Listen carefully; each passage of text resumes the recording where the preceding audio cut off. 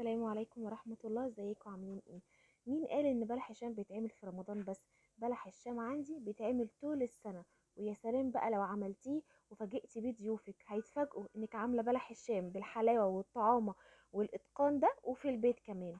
طريقته سهلة جدا جدا، وان شاء الله مش هياخد منك وقت خالص.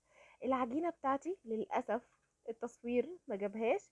بتتكون من 3 مواد سائلة مع 3 مواد جافة. بحط 3 كوبايات دقيق، بس مش دقيق صافي. بحط كوبايتين دقيق ابيض، والكوبايه الثالثه بحط ربعها دقيق ابيض، والتلات ارباع دقيق سميد، والربع نشا. تمام. عايزه تقللي النشا قللي، انا عايزه اديكي قرمشه وقوام تحفه زي ما شفتيه في اول الفيديو كده. يبقى 3 مكونات جافه، 2 دقيق، او هنخليها 2 وربع دقيق، وتلات ارباع سميد، وربع نشا. هتحطيهم على بعض وتقلبيهم كويس جدا، وهترفعي على النار حلة فيها 3 مواد سائلة، وهي كوبايتين وربع مية وتلات ارباع زيت. هتحطيهم على النار مع معلقة سكر ورشة ملح، وهتقلبيهم على النار لحد ما يغلوا. اول ما يغلوا توطي النار، وتحطي المكونات الجافة على المكونات السائلة، وتقلبيهم كويس جدا لحد ما يعملوا لك كتله عجينه على جنب الحله كده. وهتفضلي تقلبي على نار هاديه جدا لحد ما تحسي ان العجينه بدات انها تلم نفسها كويس جدا، وبدات ان هي شويه لونها يتغير. بس اوعي تحرقيها. بعد كده هتفتفتيها كده كده زي ما انا كنت عاملاها لك في الحله. طبعا للاسف كل ده ما تصورش. هتفتفتي كده العجينه بالمعلقه لحد ما تبرد خالص. لازم العجينه تبرد تماما عشان لما انزل عليها البيض، البيض ما ينزلش يستوي جوه العجين. تمام. بعد كده هرفعها على العجين وهبردها تاني جوه العجين، وهزود البيض بيضه بيضه. اتاكد كويس جدا ان البيض اختلط كويس جدا. اول بيضه بحطها بتاكد ان هي اختلطت. تمام. اتاكدت ان هي اختلطت، بزود البيضه اللي بعدها. الكميه الدقيق اللي انا حطيتها اخدت معايا 6 بيضات حجم متوسط. بعد كده بجيب البيضه بلح الشام، او اللي بعمل بيها الكريم شانتيه، وبحطها في الكورنيه او كيس الحلواني. وعندي اهم خطوه او تاني سر بقى من اسرار بلح الشام. احنا السر الاولاني قلنا السميد ومعلقه النشا او معلقتين نشا كبار.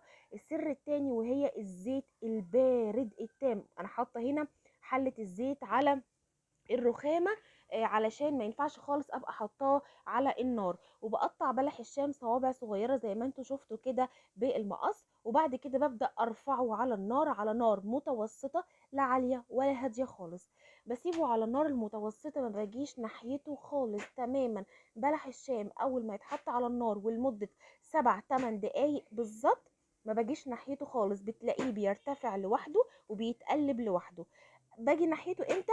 اول ما احس ان هو بدأ يمسك نفسه، او بحس كده. انت بتحسي وانت بتقلبي ان في صوت قرمشه او صوت تخبيط، يعني انت بتخبطي بتسمعي صوت بلح الشام كده في المعلقه، يبقى هو كده تمام استوى من جوه. ناقص ان هو بس ياخد اللون الخارجي. بيبقى لون كده في الاول فاتح، بعد كده بيبدأ معاكي يبقى لون الجولد او اللون الذهبي الحلو جدا، لون البندقي الفاتح. بجد بيبقى تحفه جدا جدا. تابعي بالراحه جدا على النار، وقلبي بالراحه، ما تقلبيش بصفه مستمره. انت بس تقلبي تقلبتين بحيث ان تاكدي ان حبه بلح الشام اخدت اللون من جميع الجهات.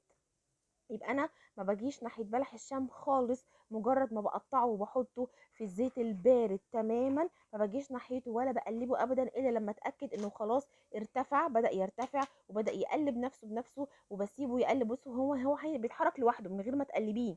هو بيتحرك لوحده من غير ما بتقلبيه.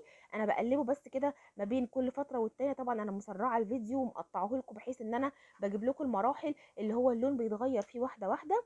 وبقلبه تقلبتين بحيث ان الحبات كلها تاخد نفس اللون الجلد الجميل. ان شاء الله هتشوفوه ويعني تحفة تحفة بجد. هنطلعه من النار. طيب. السر الثالث. يبقى احنا اول السر الاولاني السميد ومعلقتين النشا. السر التاني ان احنا نقطع البلح الشام في زيت بارد تماما.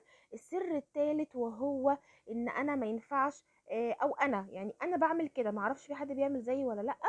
بطلع بلح الشام على مصفى او على صينيه او على طبق قبل ما احطه في الشربات.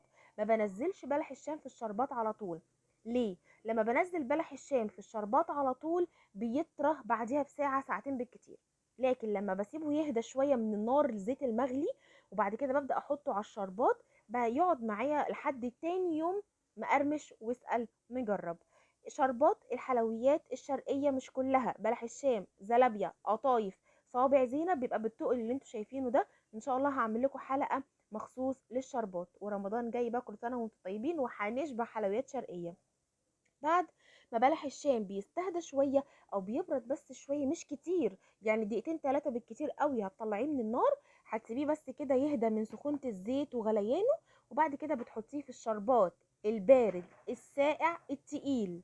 تمام، شربات بلح الشام، شربات بارد ساقع تقيل، بتحطيه على طول في بلح الشام، بتحطيه في الشربات وبتقلبيه بسباتيولا بالراحة جدا جدا عشان ما يتكسرش منك ويتبهدل وتفقدي شكله التحفة ده. دهب يا جماعة، والله دهب تحفة ما شاء الله بجد.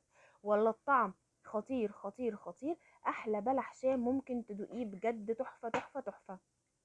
خلاص تمام. طيب بعد ما بتقلبيه بقى كده بتسيبيه في الشربات مثلا دقيقتين 3 كده ولا حاجة عشان يتشرب كويس. بتطلعيه في مصفى عشان يصفي اي شربات زيادة فيه، عشان برضو ما يبقاش شارب شربات كتير فتاكلي منه واحدة فتجزعي فما تحبيش تكملي. شايفين الحلاوة؟ ما شاء الله بجد تحفة تحفة تحفة جدا جدا جدا.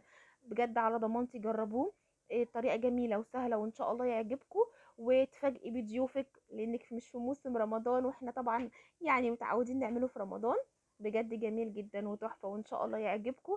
اوعوا تنسوني في دعواتكم ودعمكم، لايك وشير وسبسكرايب، ومستنياكم منتجكم الحلوة. واي حد ينفذ اي حاجة من الحاجات اللي احنا بنعملها مع بعض يبعتلي تطبيقاته على الخاص وان شاء الله هنزلها. شكرا ليكم جدا واتمنى وصفاتي تعجبكم، واقول لكم السلام عليكم ورحمة الله وبركاته.